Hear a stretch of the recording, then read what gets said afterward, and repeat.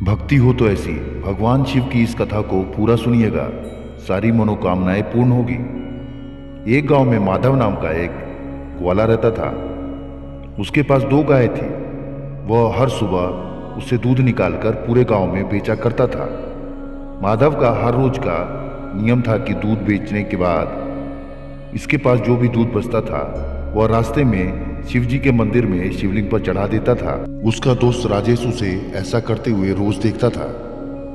एक दिन उसके मित्र राजेश ने उससे पूछा कि तुम इतनी मेहनत से गांव में दूध बेचते हो और जो दूध बच जाता है उसे शिवलिंग पर क्यों चढ़ा देते हो? बाकी लोग तो पानी में थोड़ा सा दूध मिलाकर शिवलिंग पर चढ़ा देते हैं।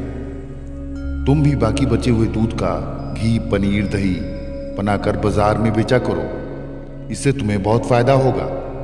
माधव ने कहा, राजेश, मैं पूजा पाठ तो नहीं जानता, मैं तो बस भोले बाबा की भक्ति करता हूँ।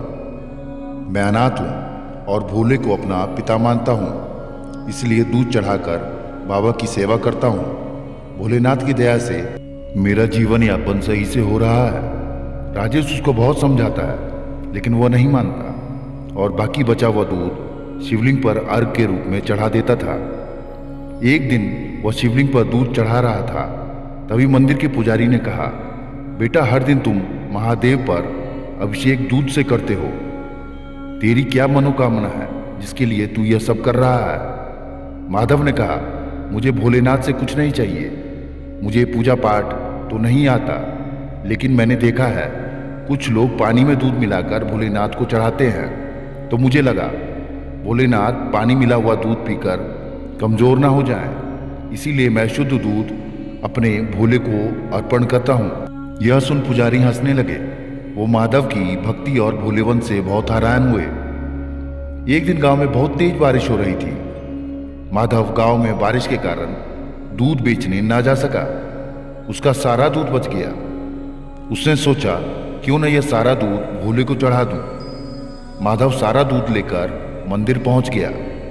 वहां पुजारी बाबा ने उसे रोका और कहा, बेटा, इतना दूध चढ़ाओगे तो सारा दूध पानी की तरह बह जाएगा। तब माधव ने कहा, बाबा, यह तो मेरा रोज का काम है, मैं इसे कैसे छोड़ सकता हूं? मैं दूध को घर वापस नहीं ले जा सकता हूं। तब पुजारी बाबा ने कहा, तो तुम सारे दूध को खीर बनाकर भोले बाबा को भोग लगाओ और सारे गांव में खीर का प्रसाद बांट दो, इससे तुम्हें बहुत पुण्य मिलेगा। माधव को पुजारी बाबा की बात बहुत अच्छी लगी एवं वो गांव से खीर बनाने का सारा सामान ले आया और मंदिर में सारी दूध की खीर बनाई एवं भोलेनाथ का अभिषेक उसने खीर से किया और सारे गांव में खीर का प्रसाद बांट दिया। उसके बाद से माधव ने एक नियम बनाया। वह हर रोज बचा हुआ दूध शिवलिंग पर चढ़ा देता था और महीने में एक दिन दूध नहीं बेचता था और उस दिन का दूध का खीर बनाकर भगवान को भोग लगाकर सारे गांव में बांट देता था। उधर कैलाश पर भगवान शिव ने माता पार्वती को सारी बात बताई। माता बोली, हे नाथ, ये कैसा भक्त है आपका, न तो पूजा करता है न ही आपका नाम लेता है। सिर्फ दूध और खीर के भोग लगाने से आप कैसे प्रसन्न हो सकते हैं? भोलेनाथ बोले, हे पार्वती, उसकी निश्चल भक्ति ने मेरा मन जीत लिया है। इस संसार में हर कोई मेरी भक्ति और पूजा किसी न किसी कामना के लिए करता है, लेकिन मेरा यह भक्त मुझे अपना पिता मानकर मेरी पूजा करता है और मेरी चिंता भी करता है कि पानी मिला हुआ दूध से मैं कहीं कमजोर न पड़ जाऊं, इसलिए यह मेरा अभिषेक शुद्ध दूध से करता है। तब माता पार्वती ने भोलेनाथ से कहा, इसकी हमें परीक्षा लेनी चाहिए। भक्त की परीक्षा लेने के लिए भगवान शिव और माता पार्वती ने सेठ सेठानी का रूप धारण कर लिया और माधव के घर पहुंच गए। भगवान भोलेनाथ ने माधव से कहा, दूध वाले, हम तुमसे तुम्हारा सारा दूध हर रोज दुगने दाम पे खरीद लेंगे और तुम्हें गांव में दूध बेचने के लिए जाना भी नहीं पड़ेगा। हमारा नौकर यहीं से सारा दूध ले जाएगा और यहीं पे तुम्हारा सारा दूध का मूल्य मिल जाएगा।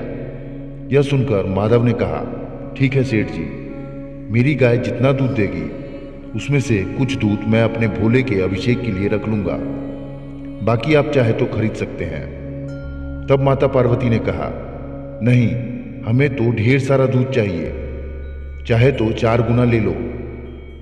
तब माधव ने बोला, नहीं, मैं अपने भोलेनाथ को भूखा नहीं रख सकता। तुम्हें चाहिए है तो ले लो, नहीं तो चले जाओ। यह सुनकर सेठ जी और सेठानी वहां से चल दिए और कुछ दूर जाकर ब्राह्मण ब्राह्मणी का वेश धारण करके बैठ गए। माधव जैसे ही दूध बेचकर मंदिर की ओर जा रहा था तो उसे किसी के रोने की आवाज सुनाई दी। नजदीक जाकर देखा तो ब्राह्मणी रोते हुए दिखाई दी। माधव ने जब उनके रोने का कारण पूछा तो उन्होंने बताया, मैं और मेरे पति कई दिनों से भूखे हैं, कुछ भी खाने को नहीं मिला। यह सुनते ही माधव ने सारा दूध उनको दे दिया। उन दोनों ने सारा दूध पी लिया। तब ब्राह्मण ने पूछा, भाई, तुम यह सारा दूध कहाँ लेकर जा रहे थे? तब माधव ने मंदिर में अभिषेक की बात बताई। तब ब्राह्मण ने कहा, तुमने अपना नियम क्यों तोड़ दिया? तब माधव ने कहा, भगवान भोलेनाथ मेरे पिता हैं और आप भी उनकी संतान हो। एक पिता भूखा रह सकता है मगर उसकी संतान को भूखा नहीं देख सकता। भगवान शिव का क्रोध मैं सह लूंगा। तभी भगवान शिव और माता पार्वती अपने असली रूप में प्रकट हो गए। महादेव को देखकर अश्रु भरी मुद्रा में माधव महादेव के चरणों में गिर पड़ा। महादेव ने कहा, मैं तुम्हारी सच्ची भक्ति से अत्यधिक प्रसन्न हूं, मुझसे तुम कुछ वरदान मांग लो। माधव बोला, प्रभु, मुझे कुछ नहीं चाहिए, मैं तो केवल आपके चरणों में रहना चाहता हूं, मुझे बस आप अपनी भक्ति दे दीजिए। महादेव बोले, हे माधव, तुम इस संसार में रहकर मेरी भक्ति करते रहोगे और मरने के बाद मोक्ष की प्राप्ति करोगे। यह कहकर भगवान भोलेनाथ और माता पार्वती अंतर्ध्यान हो गए। तो दोस्तों, भगवान भोलेनाथ की इस कथा को अगर आपने पूरा सुना है तो कमेंट बॉक्स में जय भोलेनाथ अवश्य लिखें। आपकी सारी मनोकामनाएं पूर्ण होगी। जय जय श्री भोलेनाथ।